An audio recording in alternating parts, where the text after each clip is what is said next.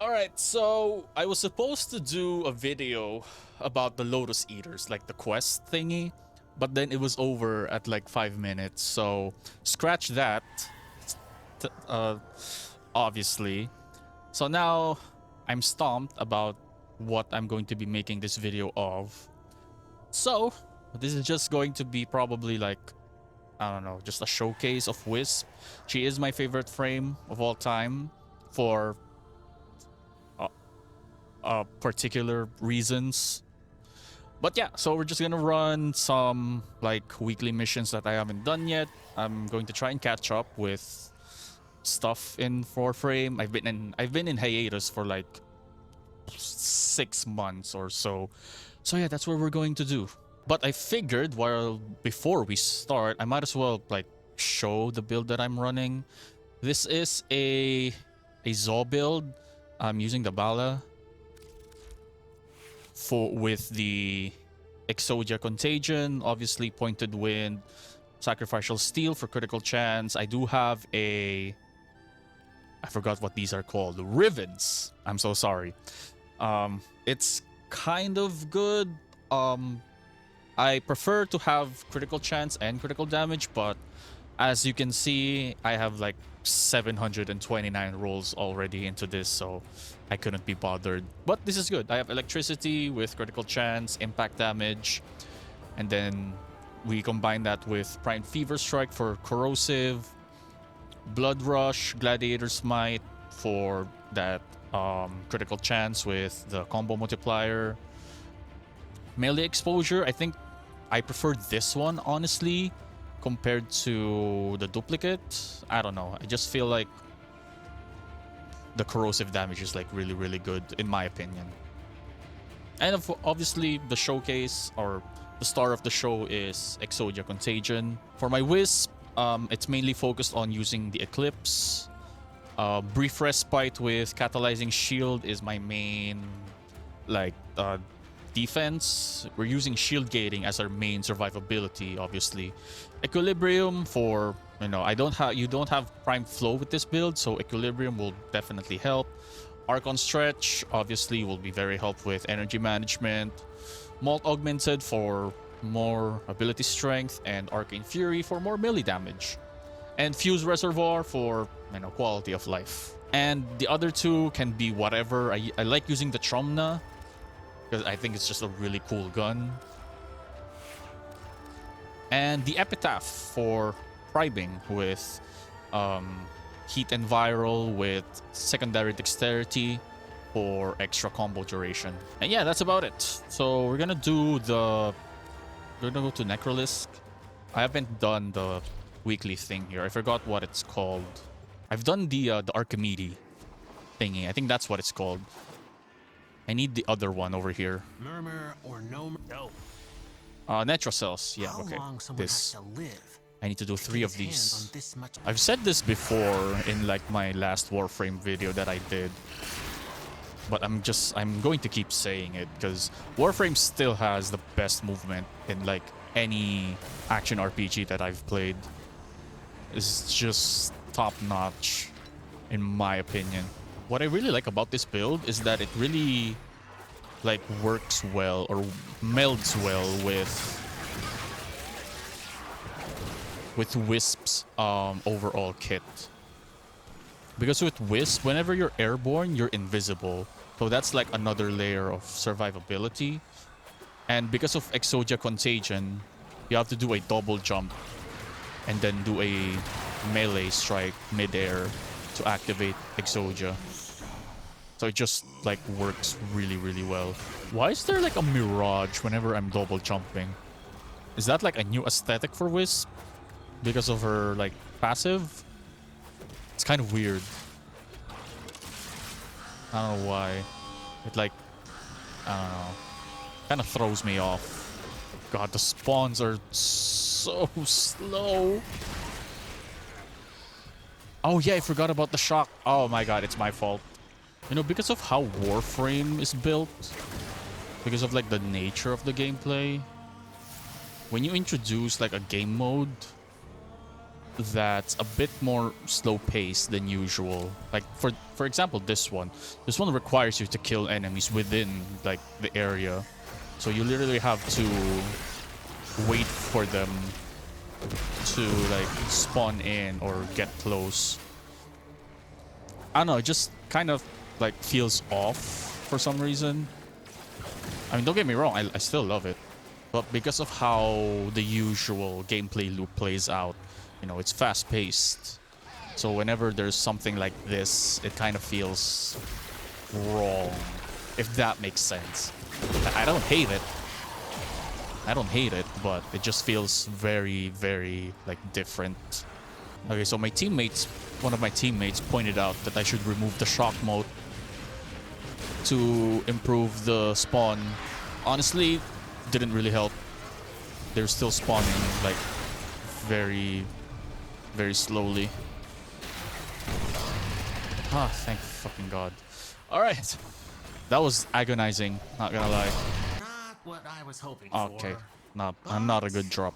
That could still come in handy. I actually just found out that you can tell if the drop was good or not, depending on what he says after you get the loot.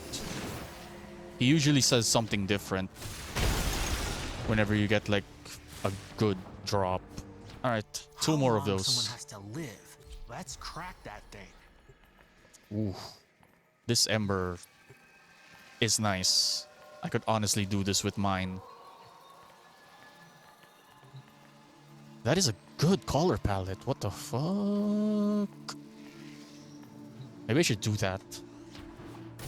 Like a galaxy-themed ember. You know, I'm at the point of the game where I'm just excited when they're releasing, like, new cosmetics. DE introducing new warframes is, like, really exciting, as always. But I don't know. I'm just excited for, like, new cosmetics. Like new skins, or maybe Sayandanas or Ephemeras and stuff like that. Oh, we have a Kome in our midst. I'm still trying to figure out, like, how to play Kome. I think the problem that I'm having with her is survivability. I know she has the... what's that ability called? The Omamori? The charms? But I don't know. It just doesn't feel enough for me. Alright, fit check for the people that are in here. Who the fuck are these? I honestly can't tell. Is this Chroma? No, I don't think. This one's Lavos. This one is... Ember? Yeah, that's Ember. This one is Hildren. This one, honestly, I cannot tell who this is. Alright. Good fit check. With the Kome and the Five Fates update, they did add new... What do you call this? They added new melee mods, which is the galvanized mods, which are these ones. So, and these are actually quite powerful. You can get these from the arbiters. You just need to farm arbitrations for the resources or the currency that you need. And I do want to test this out. If I can sacrifice my sacrificial steel for galvanized steel, I will lose critical chance, but I gain a lot more critical damage. But I don't think I can because of the polarity that I have. Yeah, that's gonna be terrible.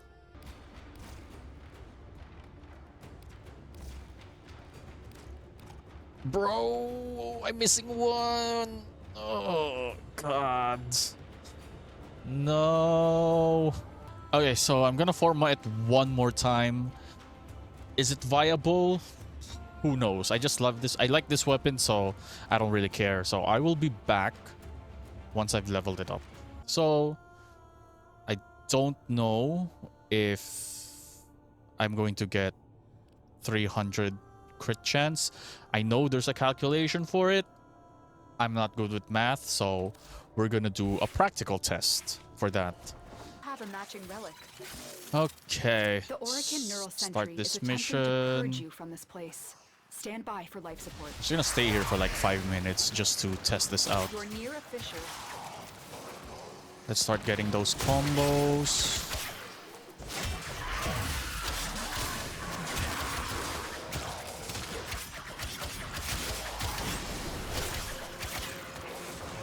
use Eclipse. And To open your relic. no, it's Be not. aware. Only corrupted I'm enemies getting will take oranges, I think. You are going to need Wait, more let me reactors see. if you want to open that relic. Yep, I am getting oranges. So it's not enough.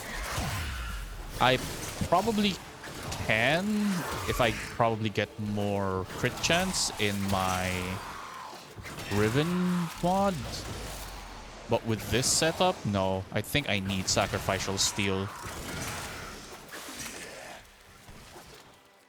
Yeah, even with 12x, it's not enough.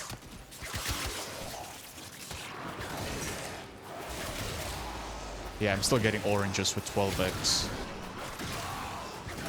I mean, it's still consistent, not gonna lie, but I would still prefer like That's it. You opened the relic. 100% mission and or we'll take a look 300% inside. guaranteed red crits. But then again, this is not bad. Though they did nerf, like a couple patches ago, they did nerf like the scaling of Eclipse. Because before you would get like buttload of damage with Eclipse. Like you could easily get damage cap with this setup. But honestly, do you even need damage cap? Like, let's just be real. I know it's like satisfying to see damage cap, but do you need it though? So alongside a lot of stuff with the recent patch, they also added like new mods for companions. There's like a mod now that gives you like 13% chance or a fixed chance to like double the credits and like resources that you pick up. I wonder if that stacks if you have a resource booster. Because it works on the Steel Essence. Because I've noticed like, I think yesterday when I was playing, or like the other day, when I picked up a Steel Essence, normally you would only get 2, if I'm not The mistaken. relic has been cracked open. But I got Finish your 4 mission one to find out time, what's inside. and I didn't have like a resource booster, so I guess it works on Steel Essence. I wonder if it works, if it double stacks when you have a resource booster. That'd be pretty good. You'll get like, what, 6? Or, I don't know, 8? No, I think it's 6. I wish more games does it like this when it comes to like the damage numbers, where it's a more simplified version. Like you can see that it just says 11 mil, 1.6 mil. It's much more, what's the word for it? Like minimalist. And I like it. Because with Warframe is already cluttered enough with everything that's happening on the screen. I wish more games would do this. I mean, games with, you know, damage numbers, obviously. With, like, high damage numbers. Oh, hey, Manya. Where are you? 2-shot. Not a 1-shot, but still satisfying. Alright, that's it for this weird video. As I said, I wanted to do the Lotus Eaters, but I wasn't expecting it to be like just an introduction quest. It's probably an introduction quest for the 1999 that's coming out this year, I think. I think there's going to be a demo on the 16th, so I'm excited for that. So yeah, that's about it. Leave a like if you enjoyed this video. You know, just a proposal, just a suggestion. Comment down below, what did you think of my Wisp? Is there like anything I can improve on it, or any other builds that I should try with Wisp? And I'll probably do more of these types where I just randomly play with different frames that I really like. So yeah, subscribe if you want to support the channel, and I'll see you guys in the next one. GG's.